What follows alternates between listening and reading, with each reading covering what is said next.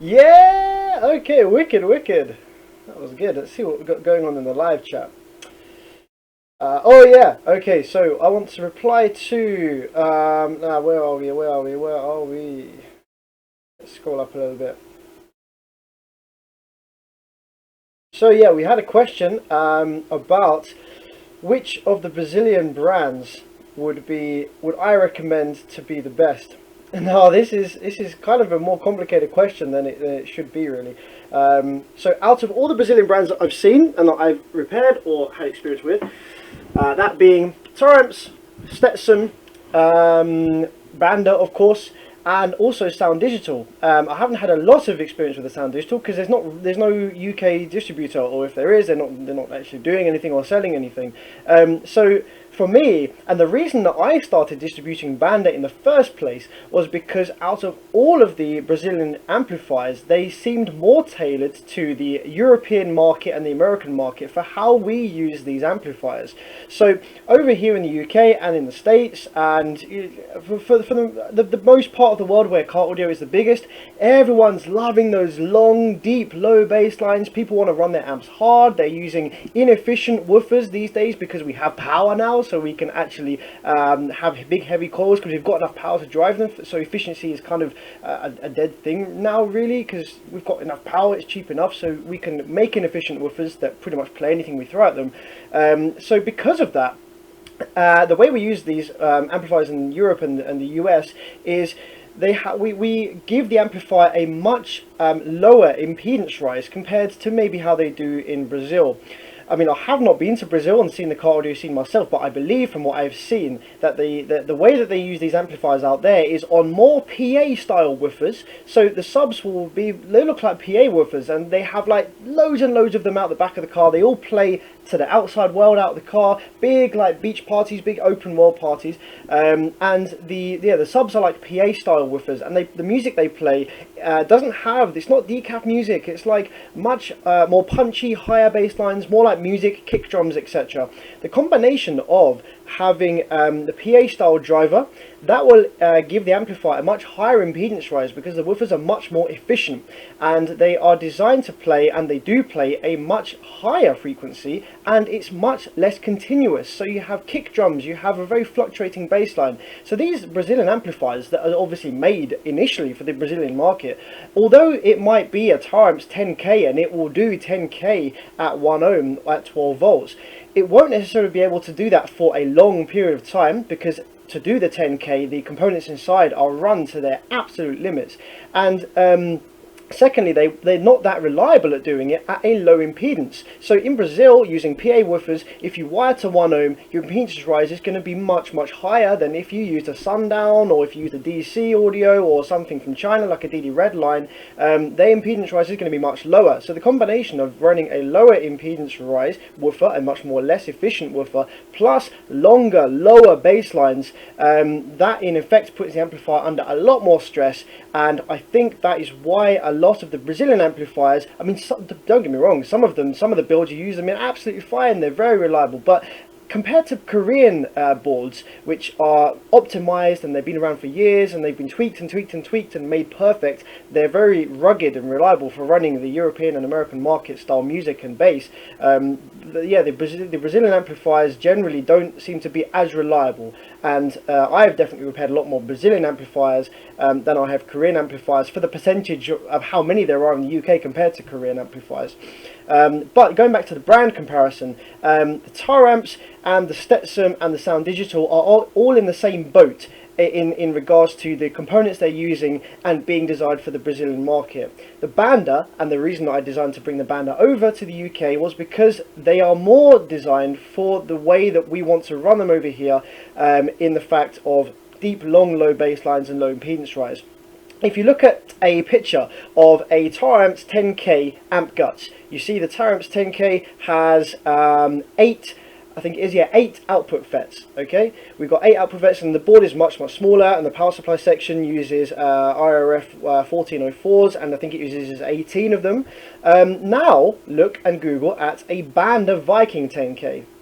So the size difference is obviously, it's twice the size. The output section uses 16 output FETs that are the same rating, and they're the same type of FET as the Torrents. I think the Torrents 10Ks, I've seen actually a few of them use the 90N20Ds, as does the Banda 10K uses 90N20Ds, but the Banda uses double the amount of them. So although these amplifiers may bench the same power in a burst, the Banda will be able to do it for a much longer period, because you've got twice the number of FETs there, so the current that each FET has to be able to provide is half of what the Torrents has to provide. And also the power supply section in the Banda is flipping massive, it's absolutely huge. You've got about double or over double the amount of power supply FETs, and the Banda uses the IRFB 3077, which is a much better FET than the 1404 that the Torrents uses.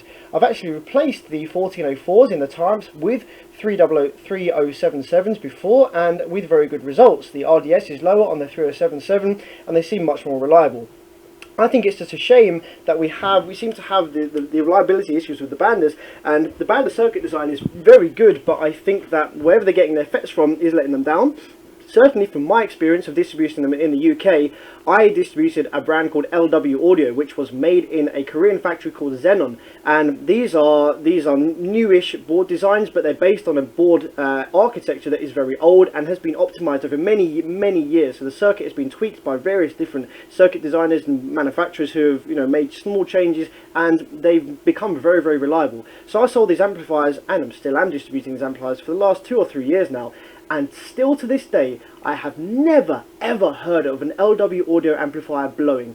This is the same circuits as the amplifier audio that you guys have over in the States, and probably a lot of other brands. And I've sold hundreds of these amplifiers, and not a single one has come back blown. Haven't had any warranty issues, and the customers have never blown these amplifiers. But the Banda, I think I've pretty much got every single Banda 7K that I sold back in the workshop for repair just now. Not for silly issues, like they just randomly blow for like no reason.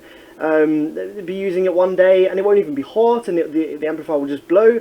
On the flip side, there has been a few Banda Viking 7Ks that I have sold to customers that have been insanely reliable and have handled issues where the battery got disconnected and the amplifier's seen like 9 volts at half ohm for like a long period of time. They've been run at half ohm and they've got like so hot you can't touch the amp, and they've been fine. So it's been very hit and miss here in the UK, and I think in this video we've discovered why maybe they're so hit and miss, and why they sometimes randomly die, but then another customer will be abusing the crap out of it and it will never die. Because if these amplifiers have dodgy FETs in them, if the FETs aren't come from a very good source and the RDS is all over the place, you might have one amplifier where it just luckily got low RDS FETs that all relatively matched each other, but then another one will have maybe 1 or 2 FETs where the RDS is up at 5 ohms. Those ones will die first and the amplifier will be taken out by that. So yeah, I've been rambling on. What we got in the chat? So yeah, the Banda I would say is the best brand out of all of the Brazilians, but it is plagued with these issues to do with the FETs, so I can't necessarily say that it's the best one you should buy. Really, to be honest, I don't know. The Banda power supply sections are fantastic. The Banda, I've never ever seen a Banda power supply section blow. The 3077s and the way they've got them driven is beautiful. Like, even when the output section explodes on fire, the power supply section is just like, meh, fucking, we'll give it the power, is whatever. Yeah, I mean, seems like Class D amps have really changed the game. Yes, they have. Yes, they have. Back in the day, people were only using Class AB amps on bass, and then Class D came along, and everyone was like, Class D, nah, Class D, when Class AB was the thing, and the biggest amp you got was like a 2K. Well, I know there's been bigger Class AB amps than 2K, but a 2K amp was like the size of a big surfboard.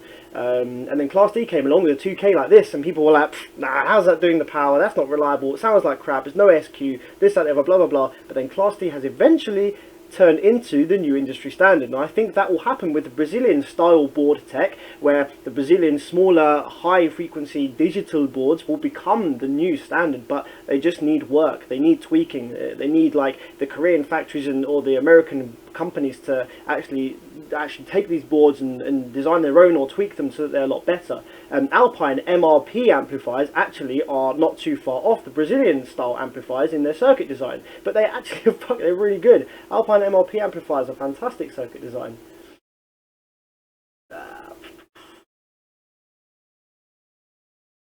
Yeah, okay, I'm glad I got the Brazilian market correct, because Yeah, this from the videos I've seen, it seems to be that way. Looks pretty fun actually. Looks like a nice little community thing they got going on out there.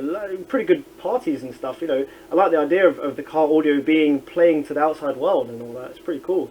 Rather than in the UK, we have rainy, freezing car shows, and you're sat inside a car and it's going, sundown, 23 hertz. Not that I don't like that. I do like that as well, but just not all the time. Sparky DJ 101 says, I have a bass face DB 1.2 V2 or V3 a few years ago, and I put 20 volts DC through it and blew up the power supply MOSFETs. I'll soon get some MOSFETs for it, but I've just been so busy. Or if you put 24 volts in, also check the power supply, the main power supply capacitors, because they should be rated for 20. They should be alright. Yeah, if you put 24 volts in it, you'll need to check a fair few things. It might not just be the FETs that died, because the 24 volts, the 12 volt supply, that's also linked to the TL494 chip.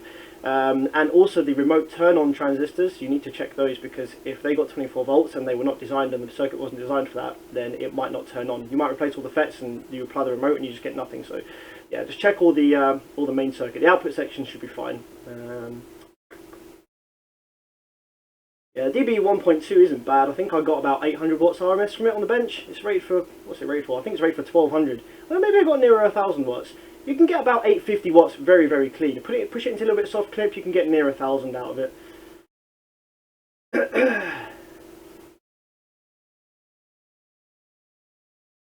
So, Rowan, hey, how's it going, my friend? We've got Rowan Lloyd on the chat, and he bought a Banda ICE 3501, and he's asking whether his one will actually last when it comes around to getting in the car.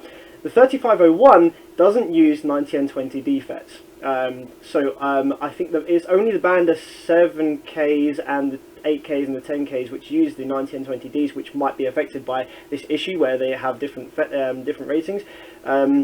I can't remember. I've never actually repaired a 3501. None of them have gone wrong yet, so I don't know what FETs it uses in the output section, but I imagine it's probably going to be fine. The chances of them having dodgy batches of FETs from different models is less likely, so you're probably going to be fine. A few customers of mine have been running the 3501 and the 3502, and there's been no issues. They've been playing very well, so I think you'll find on those. I think it's just the ones that use the 90N20Ds.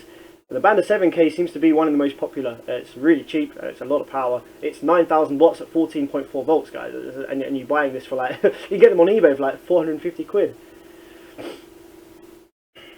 Can you run 100k RMS on a Pioneer? You can.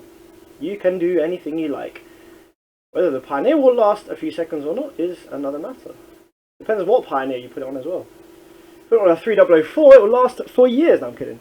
I love the 3004s. I still have a soft spot for the Pioneer woofers, the SPL range. I still use a TSW 121 SPL in the home theatre. So I've still got it hooked up. The home theatre system has been slacking because I've just been focusing on the amp repairs. Josh Hansen, glad you went over the FETs reading and what everything meant on the meter. Yeah, it's not been. So I got the transistor tester a long time ago, about a year ago, and for a while I didn't have. I was looking at the readings and I didn't know what they meant, but I was just making sure that they all matched up the same. And if one read different, I was like, well, that one's gone. So you can buy a transistor tester and not necessarily understand absolutely everything about what the readings mean, as long as you know what a good one should read, and then you can read ones, and then when one reads a lot different to what your good one read, you can be like, well, that one's obviously dead or not good because it reads different to my good one. So you don't need to know exactly what all the specs mean on the transistor tester. You're just using it as a posh way to work out which ones work and which ones don't.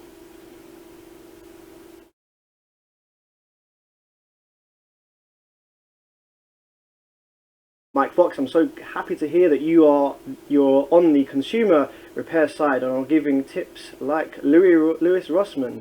I think DIY board repair is made taboo.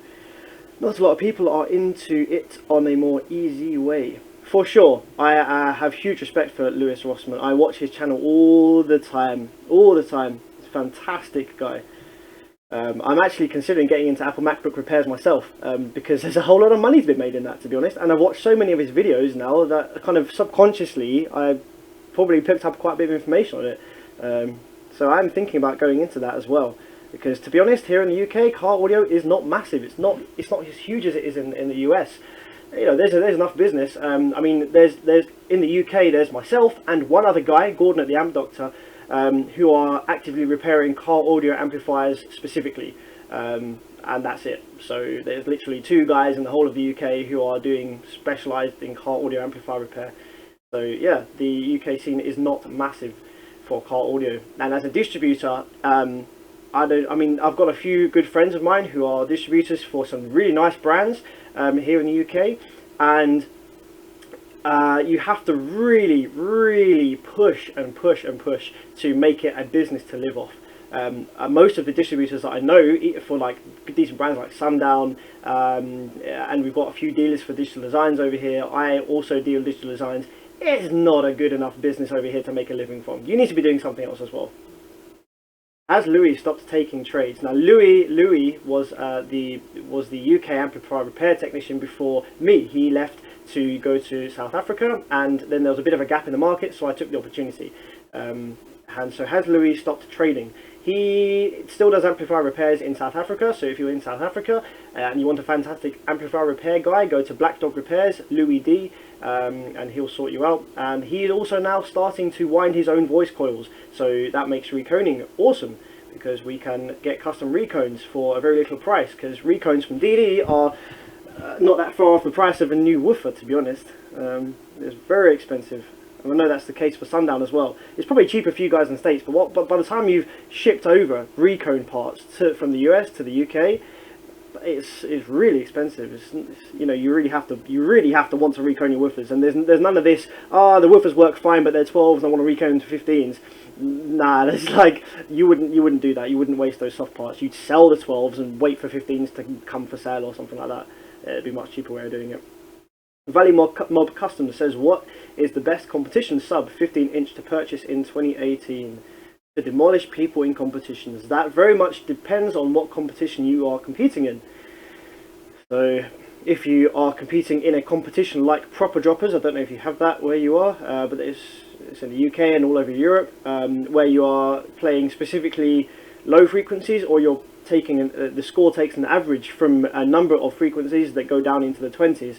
I mean, I don't know, is money an object? Is budget an object here? I mean, yeah, the Sundowns will probably be the best option at the moment for hammering lows. Def Bonds, for the money, is not too bad at all, actually. Def Bond stuff for the money is not too bad. I don't like their business ideas, and it's a bit sour over here in the UK with Def Bonds, for a number of reasons. But the actual woofers themselves, if you can get them at a good price, they're actually not too bad. They should do some really good scores. And Pride as well. I don't know if any of you guys can get Pride anywhere, but that stuff looks kind of mental. If you're looking for something that you can throw tens of thousands of watts into, and it will just take it and it will play against whatever port you put in there, yeah, Pride will be epic. If you want to play DB drag style, still to this day, DD is one of the best for that. Playing 40 or 50 hertz and above, with stupid amounts of power and the massive ports, DD is still up there. Lots of guys running FI subs here in the US. Yes, FI have really kind of wiped the board in terms of value for money, especially over here in the UK. Probably the same situation over there in the States. They brought out loads of new woofers lately, loads of really cool Neo stuff. And yeah, it's really cheap for the money for what you get. It's really cheap. For example, over here in the UK, you can pick up a FI woofer with a really nice looking Neo motor, or like a nice big sort of UFO style motor with nice good TS parameters that work in a variety of boxes, a lovely smooth sound that'll take, like I say, 1500 watts RMS rated. Probably give it 2k daily if you want to. And you can pick that up for like £350. And the DD equivalent to that, 1500 watt 3500 series, you're looking at paying like £550. So it's quite a bit more money for the same rated woofer on paper. I mean, each woofer will be better at doing different things, but the FI just looks a whole lot better and is a whole lot cheaper for the money. Yeah, FI, they're nailing it at the moment for sure. They've had some issues with soft parts in the past. Especially the SP4s catching fire. We like that one. But that's in the past now. I'm sure they've definitely sorted it out since then. Yep, built in Vegas. Yeah, super high quality. Yeah, man. Yeah, FI are wicked. FI are good stuff. I do like a bit of FI. Lovely sound as well. Lovely smooth sound, and they cater to a lot of different. They cater to a lot of different people as well. They make the IB woofers, which is wicked as well. Yeah, I'm gonna go IB in my car, but I kind of want to run the DD 21s. So. What else we got in the chat? Still 37 people watching. Fair play, guys. Fair play. Fair play. So I want to do some more woofer excursion stuff and some more, you know, bass stuff, which because obviously I've done a lot of amplifier repair videos lately, and the reason for that is because that's what I've been doing. Is because amplifier repair and car audio is now my full business. This is what I live on. So the amplifier repairs are my main form of income. So especially for the first year or so that I'm doing the amplifier repairs every day in the workshop, make some money, repair some crap, repair some. So yeah, so that has been mainly my main focus. So the car, my build in my car has been being built slowly behind the scenes, and I haven't really been wanting to do many videos on its progress because I kind of want to have it finished and just go boom, this is it. It is wicked. It is fantastic. What we've got in there at the moment, it's an SQ oriented build, but will also be incredibly loud on the bass. We've got the front end built and sorted. The TL door cards, I did a video a while ago in there, very infancy form, just with the lines on the sofa. That's now all. Oh, and you saw, if you watched my modified nationals video, you will have seen that as well. The T-line door cards, I just showed you them on the door, but nothing was hooked up. So now they're all hooked up, and the A pillars are hooked up, and we've got it playing on some temporary amplifier power. And my God, it sounds flipping amazing. It does. I don't know how I'm going to transpire the sound over YouTube. I have to get some condenser mics, and I don't know how I'm going to be able to show you guys how amazingly crazy this thing sounds, but I will try my best. I will try my best. Recones are about 150 to 200 here in the USA. Cool. Yeah, that's not as bad. See, in the UK, a recone for let's say a Digital Designs 9500 series. In the UK, the coil and spider on its own is just short of £400. Just short of £400 for a 3-inch 8-layer coil and a DD spider. Then you add the cone, carbon dust cap, maybe a basket if you need a basket, or maybe not. And then the glues, and then the price for the your distributor or dealer or guy to fix it, to assemble it. You know, it's getting crazy money. It's getting crazy money.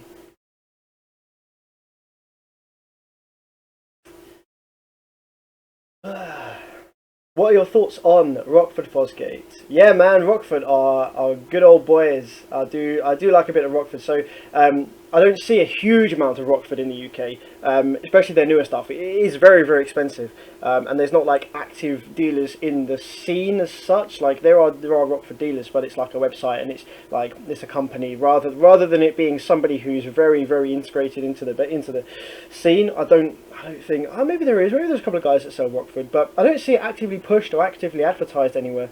But the guys who do have the Rockford stuff, yeah, the stuff that I bench tested, the stuff that I've repaired. See, Rockford are one of the few brands that actually have designed their own amplifier boards from scratch, pretty much. Like, so you open a Rockford amp and it doesn't look the same as anything else, as a standard Korean board. So they've employed an amplifier design technician or many technicians, a team of people, to build them and design them a circuit that is unique to Rockford. And you can tell that because if you take the back off a Rockford amp, you see all the signatures and the weird drawings and shit all over the board, and that's all the designers and the technicians. That's their weird little signature stuff that they put on the board, some funny pictures and that.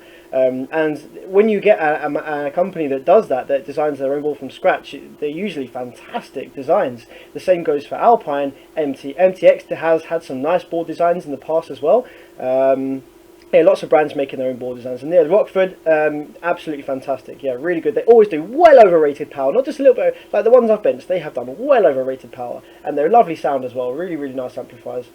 CT sounds, not seen a lot of them in the UK. From the ones that I have seen, I've not actually ever had one on the bench, but there's like there's a weird astigmatism around CT sounds about them all catching fire. I don't know where that's come from. But yeah, whenever you see a picture put up of CT sounds or anything, people are like fire emojis. I'm sure that's not the case, but I did listen to a build with a CT Sound 7K that sounded fantastic. So, but the CT Sounds is from, I think it's a generic Korean or Chinese board. It's a generic subwoofer class D amplifier board that you will see in other brands as well. So yeah, it's okay as long as you can get them for a good price.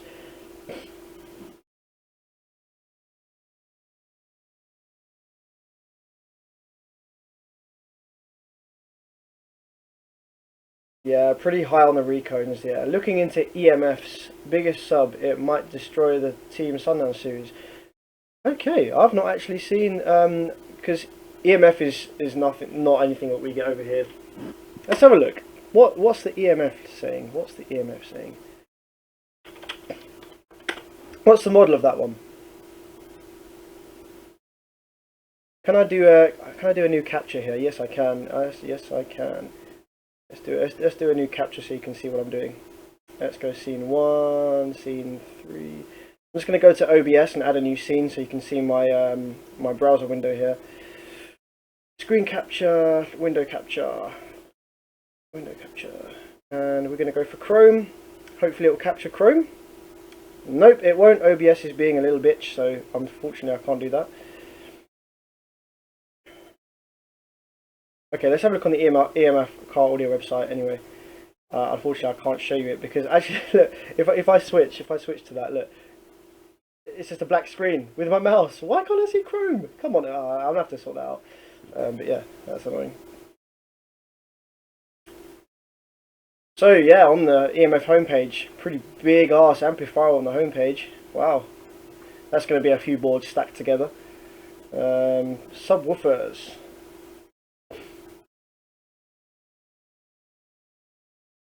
SMD probably does use them because he was sponsored or something, but they are also very good. They're bloody expensive, you're paying out your ass for them, but if you've got the money, they're a really good amplifier. Oh my god. Oh my god. EMF. Monsters. Yeah, okay, let's have a look at their subwoofer range then. So, can I sort by highest price? Price descending, here we go. Image coming soon. Oh, the highest price one on here is a Sundown Audio Team Neo 18. Is that the one you're talking about? Let's try and find a EMF brand one. Sundown Audio Neo 15. Yeah, see these.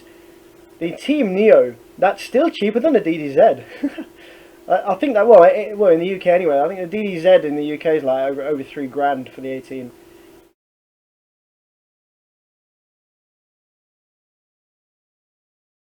VDub Spaz says, I have loved your channel for all your real thoughts, plus how you point out things, how things should be when they needed.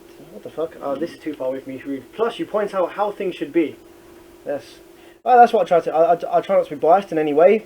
I say that wearing DD t-shirt and hat, but no, you know, I respect all brands for different reasons for what they do. And in the end, this should be a fun game. This shouldn't be oh, I'm better than you, this is better than that. This should be a really fun game where we try out all the brands and we make all the noise. And we have a great time in doing so. They are cheaper than the Team. Okay, alright, I'm going to scroll down. Okay, EMF audio, oh my god. Oh my god! Oh yeah, no, okay, I have seen this one with the square Neo motor. Interesting. Interesting. Let's have a look at the 15. So is this basically a Sundown with cheaper parts, or because it's the same company, isn't it? It is the same company?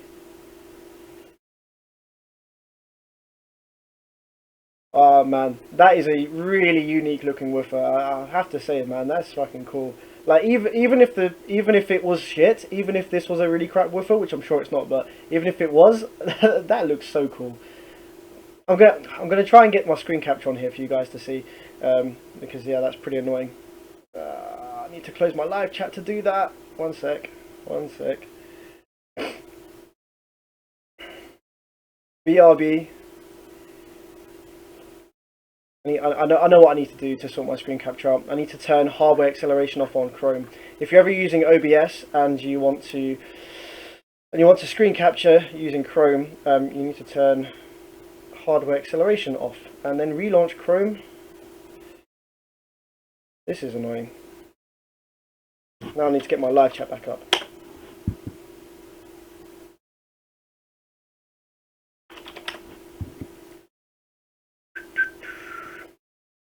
This video is going to be flipping along. I might have to cut this out before I upload it, before I make it live.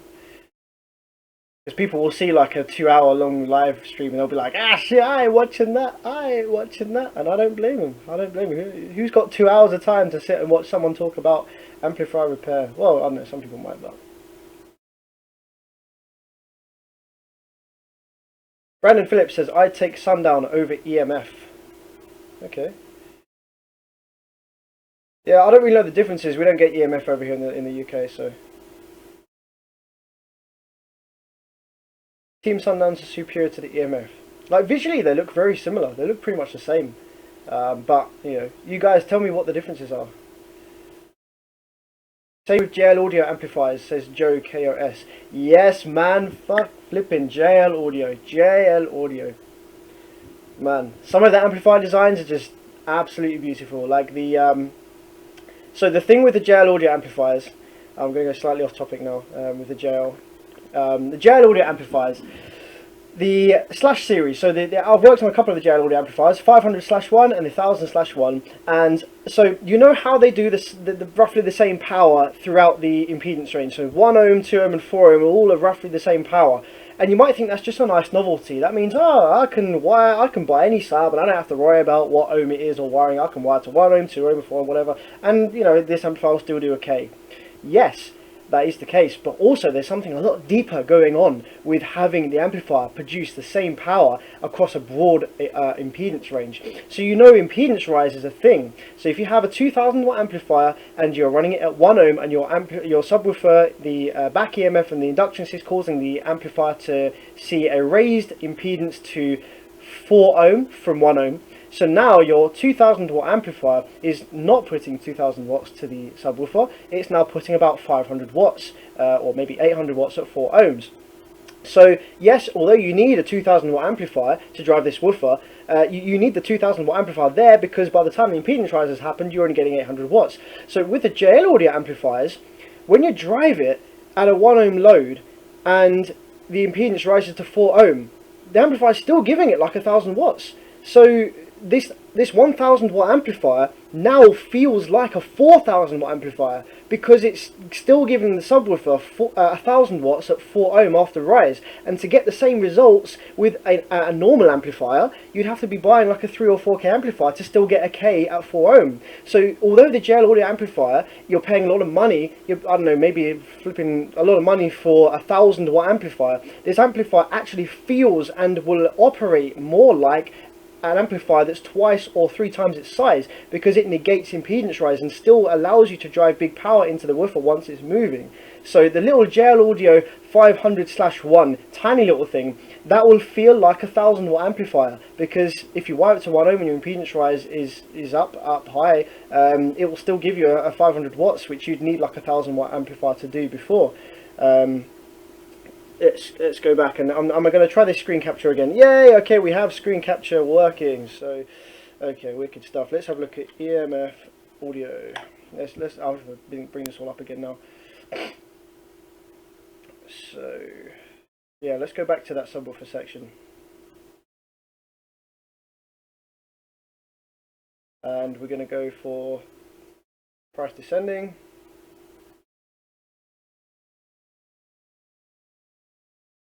So yeah, this is pretty cool. So what's the differences then? Let's open up a couple of tabs. Do they list the TS parameters on here? Or so we got the Omegird is the biggest one that they do. So let's compare that to the biggest one that Sundown do. It's still a Neo. Let's go for the Neo 15.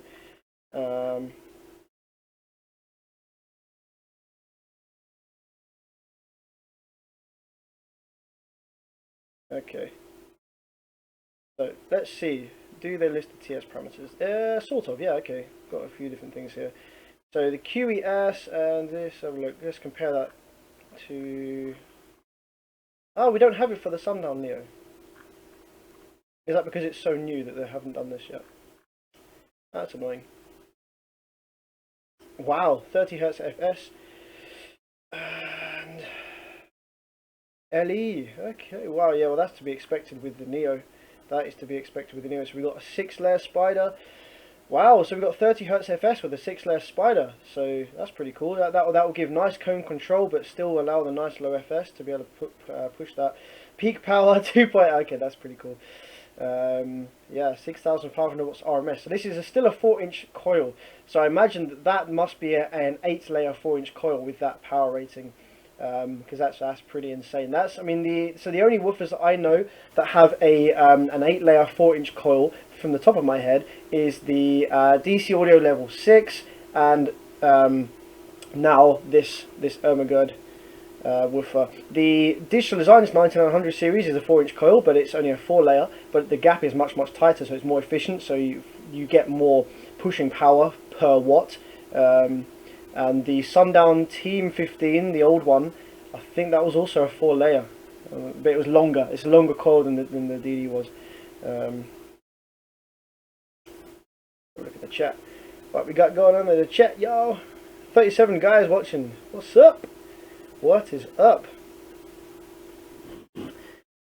Oh, wow, there's a lot going on in the chat. I definitely. Let's have a look. Not a lot of exposure on them, but I've heard the quality is spot on. Yes, speaking of EMF reminds me of a question regarding Class D amps in general. Feel free to ask away, my friend. What's the weirdest, oldest amplifier you've ever repaired? The weirdest, oldest amplifier I've ever repaired.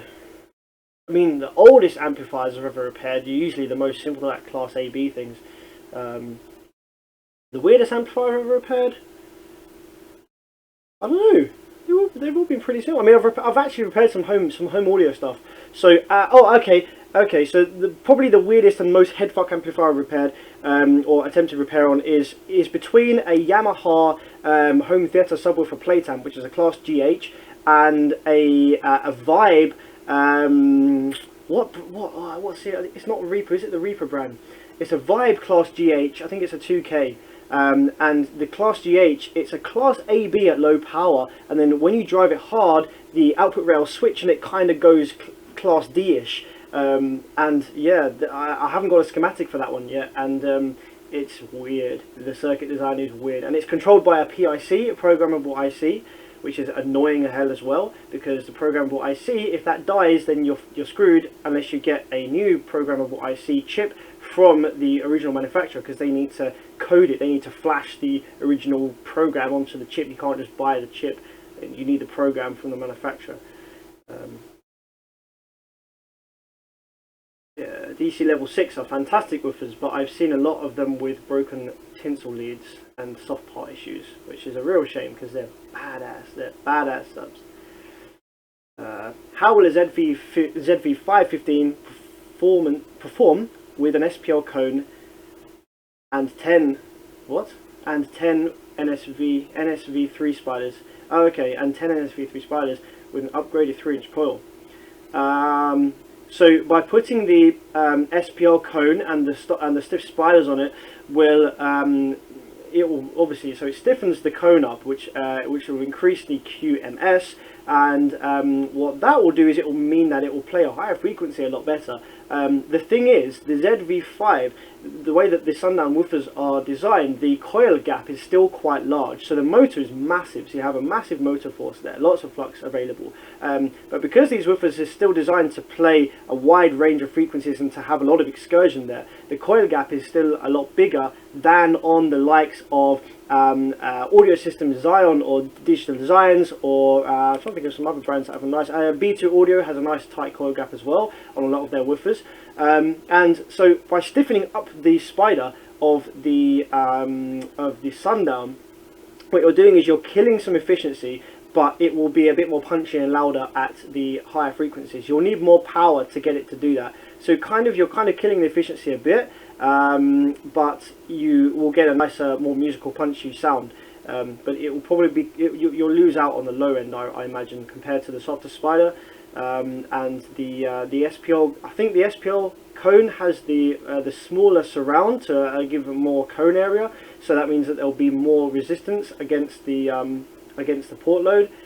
So that's the difference. That will be, it will still sound fantastic, but if you want to go for a higher frequency, more punchy woofer, I would probably go for maybe go for a different brand where that is their main goal. So with the Sundown, you're choosing these extra options to turn it into something that you want, but I would maybe recommend buying something that is already what you want and is designed for that intentionally from the word go, rather than trying to make something that's not what it is, something that you want. The problem, here we go, VDub Spaz is talking about the CT sounds, and the problem with those is that they didn't brace the centre of the amplifier board.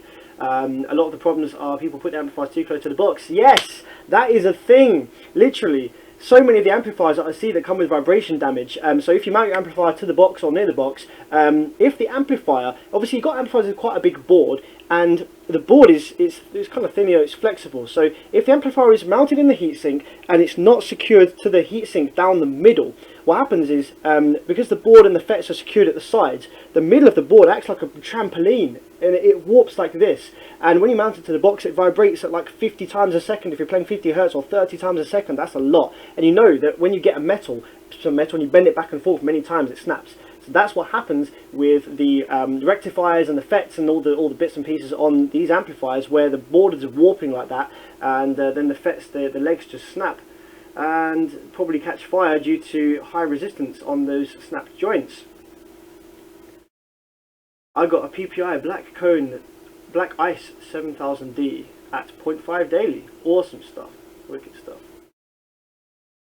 Wicked stuff. What else we got in the chat? Go on YouTube, EMF has a page. I will check that out. I would love to see some videos of these. I haven't watched a lot of YouTube myself lately. I've just been very busy with the amplifier repairs. Have you ever tested a Class D amplifier for... yes, for radio frequency emissions? It looks like they'd be beasts for low frequency noise.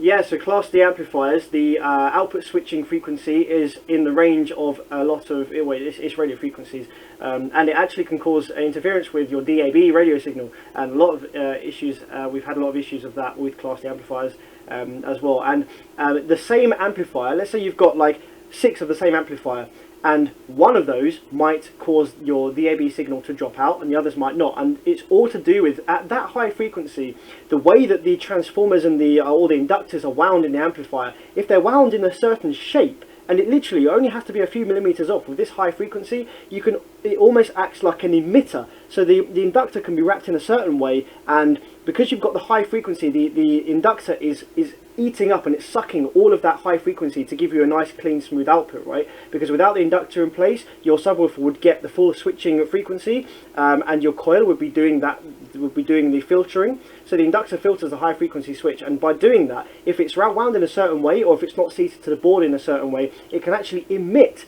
that high frequency switch wave, and that can really get in the way of the DAB signal and can cause your DAB radio to cut out when you turn your bass amp on. So yes, that is a thing.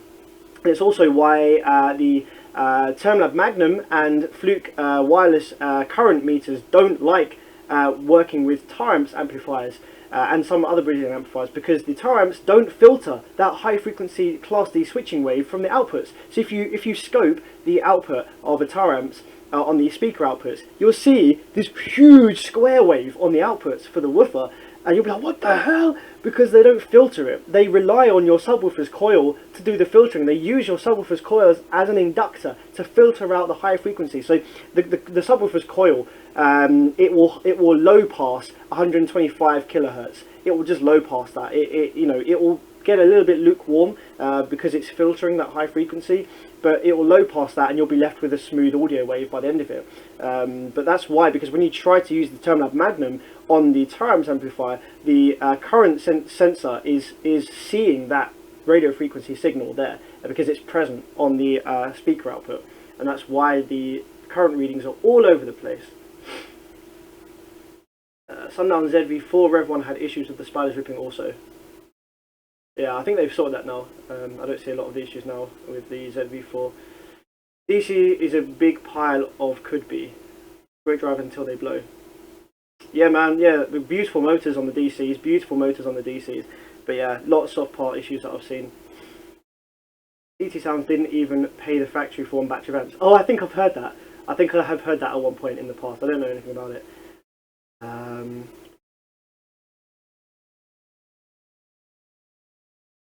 What else we got in here? Loud force amplifiers? I have not heard of loud force amplifiers. Let's Google loud force amplifiers.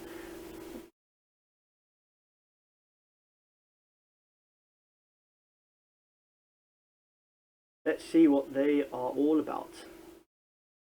Oh, nah, I tell you what, I have a bit of a fetish for this bowl dust cap on the woofers. I think it's such a beautiful clean look. Is this page not loading? Okay. What the what the hell is this page? Okay, amplifiers. Let's have a look. What have we got then? Let's have a look at this 3K. This is probably screwing up because I'm rendering Open Broadcaster. I'm actually doing this live stream from a LGA 775 system. Yup, that old. This is probably why it's having issues with Chrome. But hang on a minute, these aren't actual links. These aren't links. I can't click on this. I can't click on this. You see, I can click on this. I can click on all these. So I'm not going to be able to see the specs of this. This is a terrible website.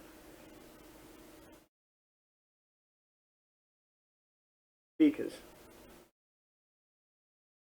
This is...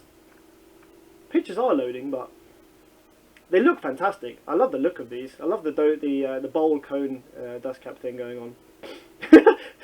Why is there a question mark? Subwoofer 1090 series DVC4? Is it for him? I don't know. Yeah, they put a question mark after the forum. Is it for him? I don't know. DVC2? Is it 2? We'll let the customer figure that out.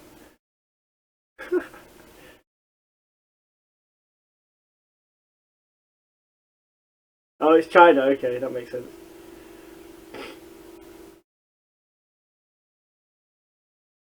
Someone said the 2K did 4K. I doubt that. I doubt that. Maybe at like 10,150 THD. Those controls look like LW audio. Yeah, it's probably a Zenon. Or probably... No, what do you say? It's Chinese, so it's probably not... No, it's not Zenon then, is it? Here's one for you. I have 4JL 12W3. But 2 are 4 ohm and 2 are 2 ohm. So I took the 2 ohm and put them in series. Okay, so now it looks like I have 3 4 ohm subs. Well, no, you won't though. So are you saying, so VDub Spaz, what's up, my man? So you have 4JL Audio 12W3. So 2 of them are 4 ohm. So is that a single 4 ohm or dual 4 ohm? And 2 are 2 ohm. So that's a dual 2 ohm, I should say. So you series up the 2 coils in the dual 2 to make it look like a single 4. And are you saying, will that work with your single 4 ohm versions?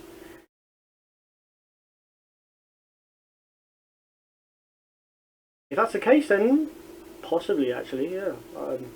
Provided the coils are the same layer, and they've literally just taken a tap out of the middle of the coil, what would have been a single 4. As long as they've taken a tap out of the single 4, and just to give you 2 wiring options, then maybe. They're single coils, okay. Oh, so are all of them single coils? So are your 2 ohm ones single coil as well? Because if that's the case, then no, you can't do that. No, you can't do that. What will end up happening? So if you have, so let's say you have 4 subwoofers, okay, and 2 of them are single 4 and 2 of them are single 2. If you series up the 2 single 2 ohm coils to give to look like a 4 ohm load, so you've got 3 4 ohm loads, okay. You've got 1 4 ohm load, which is a subwoofer, 1 4 ohm load, which is a subwoofer, and then another 4 ohm load, which is 2 series subwoofers.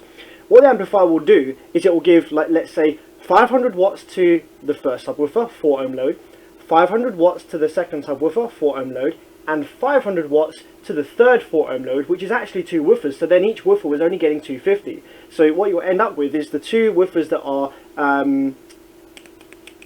4 ohm will be getting more power than the 2 ohms in series.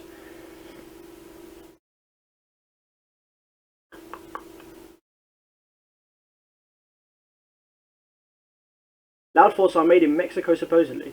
I don't know. I can't. Their website is. I can't actually get on their website. I have no idea. None of the links seem to be working. What is one of your favourite amplifiers? JL Audio. JL Audio.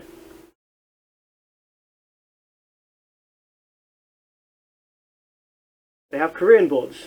Okay, if they have Korean boards and they're made in Zenon and they have actually paid a decent amount for the Korean boards, because you can go to a factory in Korea like Zenon and you can buy amplifiers from them, but they have different tiers of quality and component level and build quality that they use. So provided you've paid for a decent tier, then yeah, they should be pretty good. You should make more subwoofer flex videos. Yes, I should, and I will. I don't have a lot of spare subwoofers laying around to do flex videos with actually at the moment. Okay. Noted, I'll do more subwoofer flex videos because fucking everyone loves the good subwoofer flex. Cheers Joe, KRS, I shall see you later. I'm going to shoot as well shortly. This video has gone on way longer than I intended. The gaps are different. Yeah, that's probably a thing. Yeah, the gaps probably are different. It's not ideal. I mean, so the general answer to wiring to using it is no. Don't use different coil subwoofer configurations with each other. Just get them all the same, because the amplifier just wants to, you want all of your bass emitting from one virtual subwoofer. If you're using 4 subwoofers, then you want them to combine to one subwoofer, one virtual. They all work together, and if any of them have different characteristics, then they'll fight each other or they'll get different power.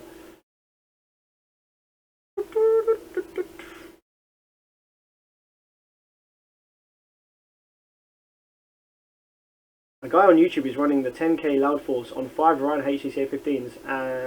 It's a half ohm amp. Okay, I'll check out this loud force brand. I'll check them out. But if it's just another Korean brand, then I have the LW audio which I import, which is probably the same thing. I ran my amplifier audio at 0.25 daily. Awesome. Yeah, I'm not surprised. These amplifier audio, the boards in them are really good. They're really solid. As long as your impedance rise is high enough, you should be fine.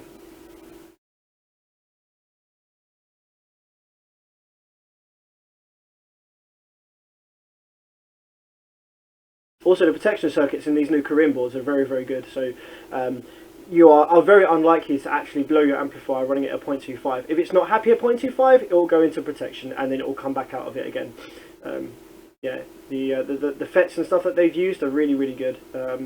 I doubt that you would blow it.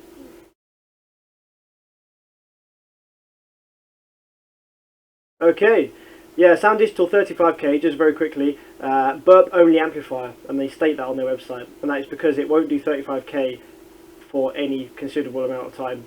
It will do it, but it will do it for a burp, and then that's it. I mean, you can use it, you can probably use it daily, but you won't get 35k out of it daily.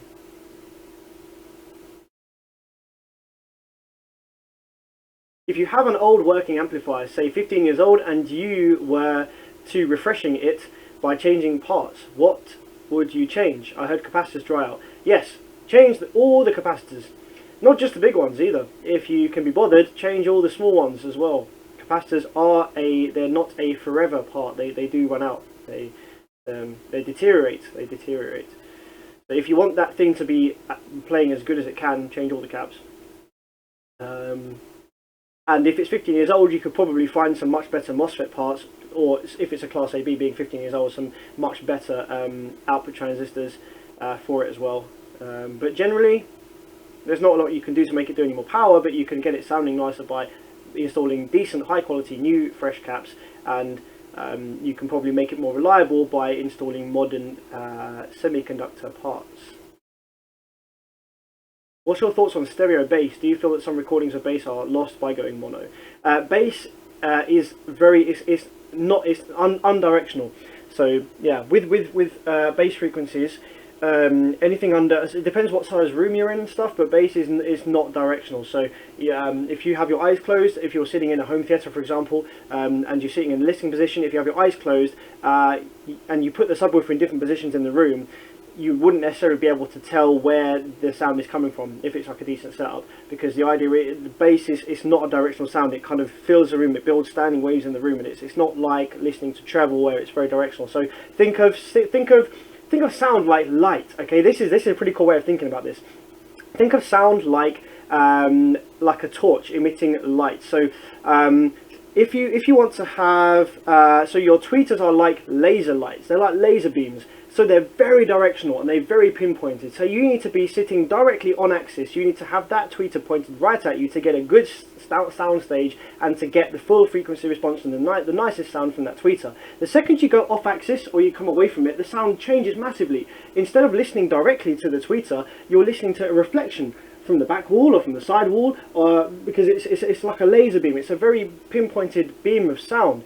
Mid-range is like a handheld torch, so it's more widely dispersed, so you can kind of be looking at it from different angles, and you can still get the majority of the sound coming from it, but it's also quite directional. You can tell whether the torch is being pointed at you from straight at you or from the side or from behind or whatever. It's still directional. The lower in frequency you go, think about the lens on the torch or the light going from being more directional to more dispersed, until you get to a subwoofer where you literally just have this really dull globe thing that's just emitting light in all directions. And so obviously when you look, this is a bad example with the light with the space, because obviously you can still see where the light's coming from, but if you have one of these big globes of light and you turn your back to it, so you put it behind you, the room is filled with light, but it's not coming from any one direction. The room is just filled with light. And that's the same as a subwoofer. It's not coming from any one direction, it's just filling the general area with bass. Whereas the high frequency, the mids and tweets and all that, it's more like a directional beam of light that you need to actually be looking at to see where it's coming from.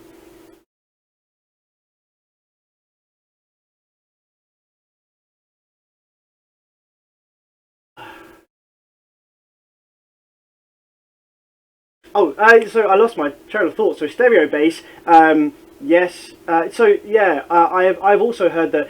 So with home theatre, with stereo bass, some of the higher frequencies that your subwoofer will emit can be slightly directional, especially above 100 hertz. There can be a directionalness about it.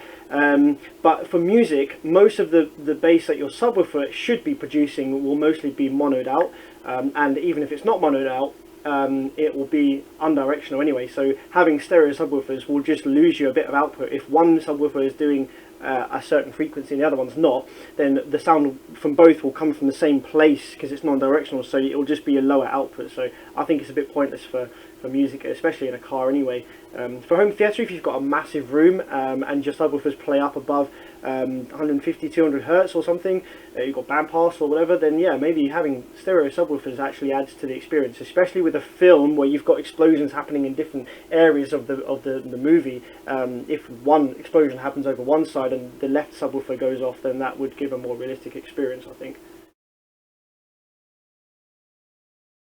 What's the best head unit for car audio? Depends what you're doing. It depends what you're doing and whether you value connectivity over sound quality, or whether you value sound quality over connectivity. A lot of the older head units are actually a lot better for sound quality. You know, the old ones with the copper chassis, that was fantastic. I don't know if they still do stuff like that anymore, but that was when S-Key was like a prime goal for head units. Yeah, some of the old Alpines and stuff. But yeah, DSP is you can with DSP technology now. If you get a DSP unit, you can pretty much run a stock factory head unit, and if you run it through the DSP, you can correct all the bullshit, and you can make it sound beautiful and have a lovely SQ sounding system with a factory head unit. You just run a DSP, and it sounds as good as some of these older head units as well. Who needs a head unit? Yeah, man, flipping iPad dash all the way. Older joints, what?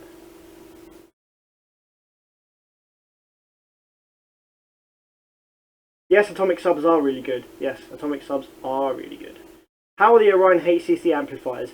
Very, very good. So the HCCA, the Orion, the 2400 and the 5000 are the main ones that I have come across, and they are very good amplifiers. Fantastic circuit design. Again, Orion was another brand who actually employed circuit design technicians to build them an amplifier from scratch, and it is beautiful. It is a wonderful amplifier. Lots and lots of power, great sound, but, and this is a big but, this is a big ass but, the Orion HCC amplifiers are controlled by a PIC, a programmable IC, and this PIC, it's run quite hard. It is run quite hard.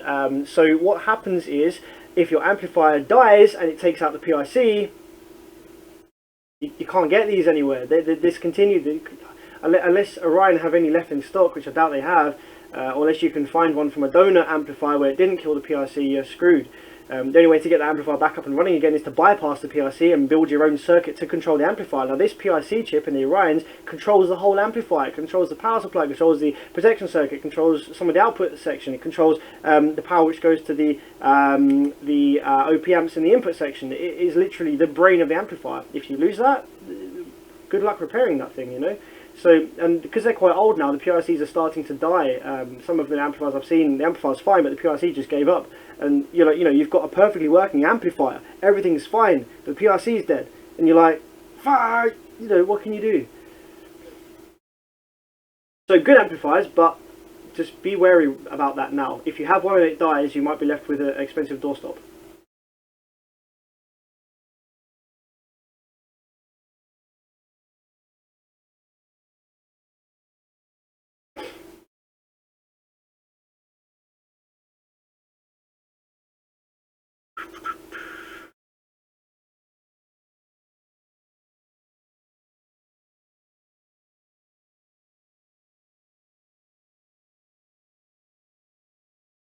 Yeah, man.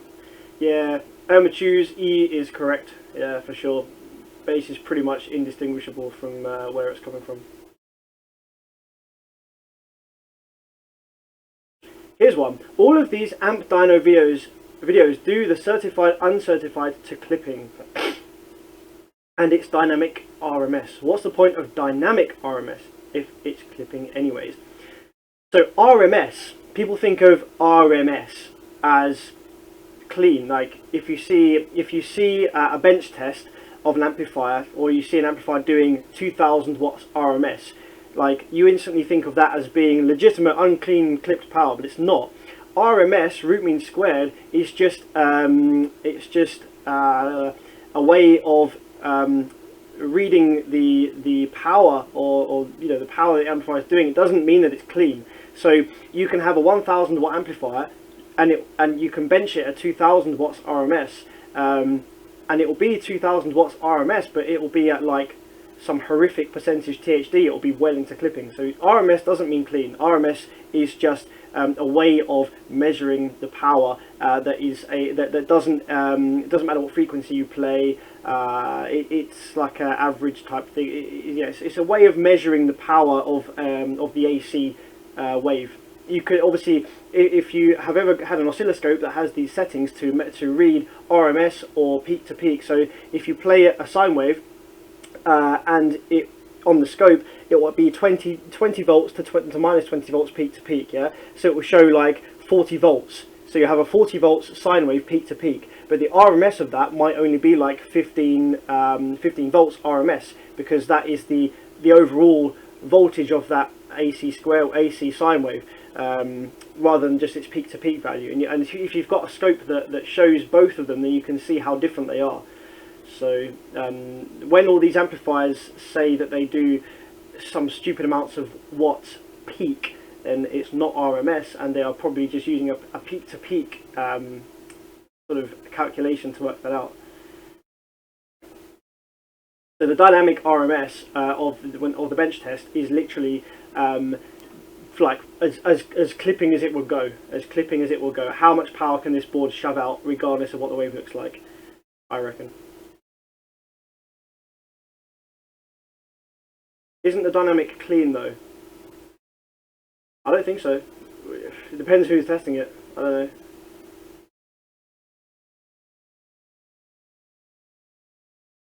all these advertisements and stuff that you see for these amplifiers, they say dynamic power, dynamic RMS or whatever, and it's always like at full clip.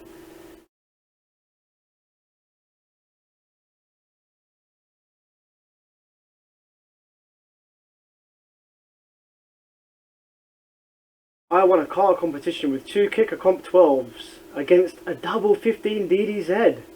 Haha, wicked! That's wicked. That must have been a good day for you, my friend. Can you explain half bridge versus full bridge? Yes, I can, my friend. I can explain that. So, a half bridge amplifier works how you think it would work. So you have the speaker terminals on the on the side of the amplifier. The positive speaker terminal is the thing that does the power. So that's where that's the bit that's connected to the amplifier's output section that does the pushing and pulling of the audio signal, the sine wave. The negative is just a ground that goes that grounds that thing to make a complete circuit. So that's a half bridge amplifier, because it's half of the output bridge is doing the power. A full bridge amplifier is where both positive and negative speaker terminals are active. They're connected to the amplifier stage and they work in opposites in a push-pull factor like this.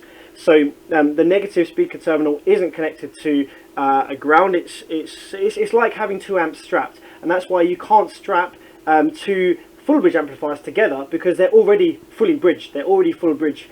So that's how full bridge works, and full bridge and half bridge.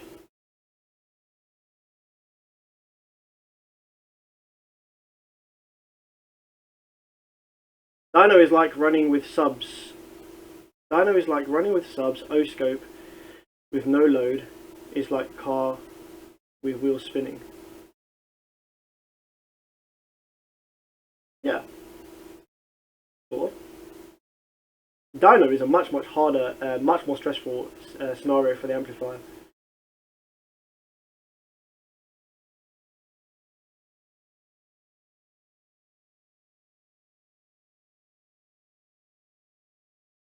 Okay, wicked. Holy crap, 2 hours and 22 minutes. We're going to shut this off. So thank you very much for tuning in with the live stream. I hope you learned some stuff from the Brazilian amplifier repair, and I hope it's kind of put your confidence into Brazilian amplifier tech, but maybe not into where Banda are getting their FETs from. I still can't believe that. But I would say going forward, provided that this isn't a forever thing with Banda, out of all the Brazilian brands, I think that's probably one of the best ones to go for, especially if you're buying from the lower power range that doesn't use 90 and 20Ds. The Bandas are definitely built more for how you want to use them in the States and in Europe. They're much more rugged. Rick Roas, what? I just got here. Damn it. Well, it's 3:15 AM here in the UK, so I gotta get some sleep. I gotta get some sleep. So yeah, anyway, cheers for tuning in, guys, and I will try and do more of these live streams. I'm on holiday from tomorrow. That's why I've got to get some sleep now, because I've got to get up early and get to catch a train till for a week. And then after that, I'll do some more live streams, and I want to try and do actual live repairs rather than a pre-recorded video and live Q&A. And I will need to upgrade. I've got lots of new cameras for that, so we'll do that soon. And I'll also do lots of new subwoofer flex and bass videos, because I have been slacking on that for ages, because I've just been focusing on the amplifier repairs. And I'm going to show you my car build. I'm going to show you my car build in an unfinished state, because it's wicked. And so yeah, stay tuned for that. Stay on the channel. If you want to be notified when I go live, you have to be subscribed, and you have to click tap the bell so that you get a push notification on your phone when I'm live, and then you can like join in with the stuff. So yeah. Stay tuned, guys. Thank you very much for tuning in, and I shall see you next time.